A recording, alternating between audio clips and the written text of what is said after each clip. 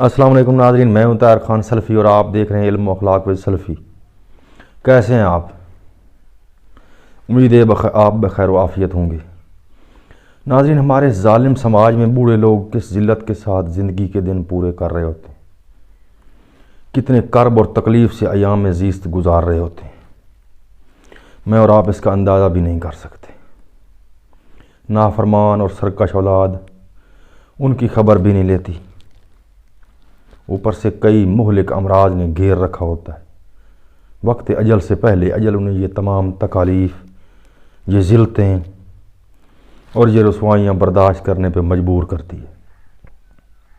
ناظرین، میں نے ایسے ہی ایک بوڑھے کی کرب امیز اور یاس و حسرت سے بھری زندگی کی عکاسی کرنے کی ادنا سی کوشش کی ہے، آپ بھی سنیے۔ یک بستہ سردیوں کی کمزور سی دھوپ میں دیوار سے ٹیک لگائے بیٹھا بڈھا دھوپ سینک رہا تھا۔ عمر 90 سے متجاوز ہو چکی تھی۔ پاس ہی اس کا عصا پڑا تھا جس سے ٹیک لگائے وہ بمشکل 2-4 قدم ہی چل سکتا تھا۔ ہاتھوں میں لرزش اس حد تک بڑھ چکی تھی کہ کھانے کے لیے لقمہ اور پینے کے لیے پانی لبوں تک لانا اسے جوئے شیر لانے کے برابر معلوم ہوتا تھا۔ ابھی تھوڑی دیر پہلے بدقت اس نے ناک صاف کی تھی، مگر لگتا تھا کہ اب پھر بہہ رہی ہے۔ ارد گرد مکھیوں کا جم گھٹا تھا جو اس کڑاکے کی سردی میں بھی اس کی جان نہیں چھوڑ رہی تھی۔ ناظرین، بڈھے کی بینائی اس حد تک کمزور ہو چکی تھی کہ اس کا میل کچیل سے اٹا چشمہ بھی اب اس کا ساتھ دیتا دکھائی نہیں دیتا تھا، جو اس نے گم ہونے سے بچانے کے لیے دھاگے سے باندھ کر دھاگے کو گلے میں ڈال رکھا تھا۔ آنکھوں کی شوخی کبھی کا رخت سفر باندھ چکی تھی، کبھی یہ وہی آنکھیں تھیں جن میں کئی حسیناؤں کے دل ڈوب مرنے کو کرتے تھے اور ان کے ایک اشارہ سے کئیوں کے دل مٹھی میں آ جایا کرتے تھے، مگر اب لوگوں کو ان سے گھن سی آنے لگی تھی۔ بڈھے کے کان بھی کافی بڑے ہو چکے تھے، مگر رفتہ رفتہ سماعت کھونے لگے تھے۔ کبھی ان میں محبوبہ کی مدھم اور رسیلی سی آواز رس گھولا کرتی تھی، مگر اب رعد کی کڑک بھی سنائی نہیں دیتی تھی۔ بڈھے کے پاس لڑکے گیند کھیل رہے تھے کہ گیند اچھلتی ہوئی آئی اور بڈھے کے چشمے سے ٹکراتی ہوئی دور جا گری۔ شیشہ جو ٹوٹا تو آنکھ کو بھی زخمی کر گیا۔ بڈھا پیچ و تاب کھاتے ہوئے لڑکوں کو گالیاں دینے لگا، کیونکہ اب وہ گالیاں دینے کے سوا اور بیچارہ کر بھی کیا سکتا تھا۔ ناظرین، اس کی گالیاں بھی اب اتنی بوڑھی ہو چکی تھیں کہ وہ لڑکوں میں اشتعال کی بجائے کہکوں کو سبب بن رہی تھی۔ بڈھا تصورات کی دنیا میں کھو گیا۔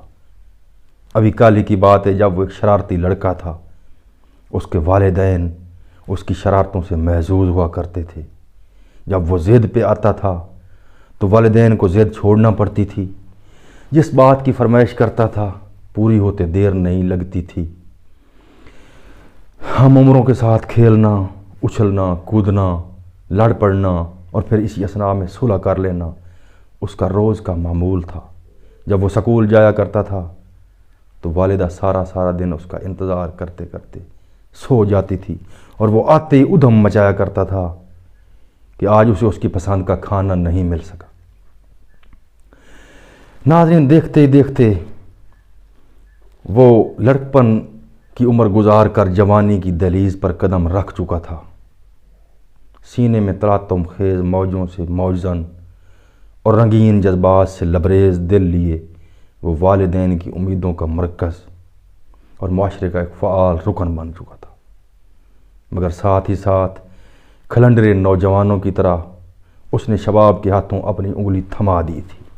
بس پھر کیا تھا، اس نے دل کھول کر جوانی کو برتا تھا۔ اس میں کسی قسم کی قدغن اسے بکواس لگتی تھی۔ پاکیزگی کو وہ دکیا نوسیت سے تعبیر کرتا تھا۔ راتیں رنگین کرنا اور کرتے چلے جانا اس کا روز کا معمول بن گیا تھا۔ والدین شادی کا کہتے تھے مگر وہ ٹال جایا کرتا تھا، کیونکہ جس آزادی کے ساتھ وہ یہ رنگ رلیاں منا رہا تھا اس میں وہ بیوی کو حائل نہیں ہونے دینا چاہتا تھا۔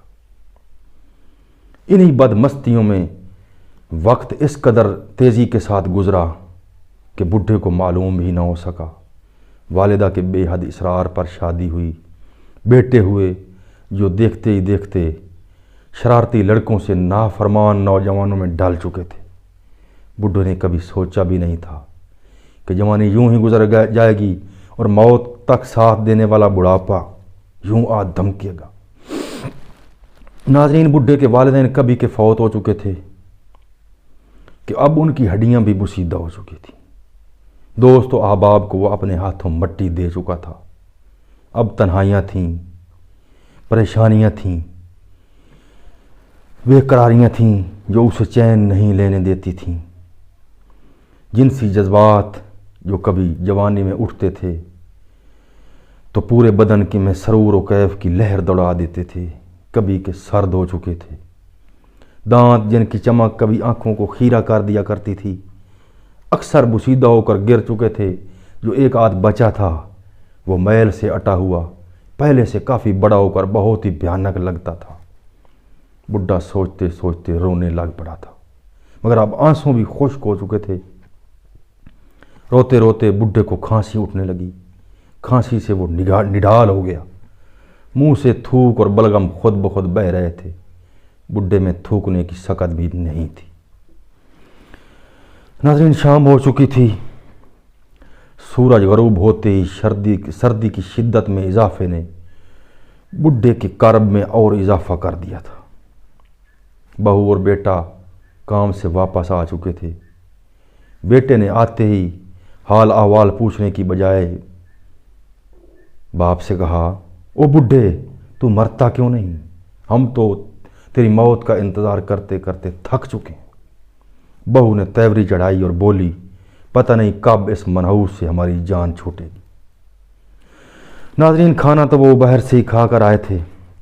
آتے ہی بڈھے کو ایک میلہ سے لحاف دیا اور خود اپنے عشرت قدم میں چلے گئے۔ بڈھے کو 2 روز سے کھانا بھی نہیں ملا تھا۔ اب کمزوری اس حد تک بڑھ چکی تھی کہ وہ کروٹ بھی نہیں بدل سکتا تھا۔ رات کی سیاہی چھا چکی تھی۔ بڈھے کو پھر کھانسی اٹھنے لگی۔ کھانستے کھانستے اسے ایک غش سا آ گیا۔ ذرا کھانسی رکی تو بڈھے کو ایک ہچکی سی آئی اور وہ موت کی سی زندگی سے آزاد ہو چکا تھا۔ شاید اوپر والے کو بھی اب اس پہ رحم آ گیا تھا۔ دن چڑھا تو بڈھے کی موت کا اعلان کر دیا گیا۔ رشتہ داروں اور علاقے سے اکثر لوگ جمع ہو چکے تھے۔ صحن میں خاموشی سی تھی۔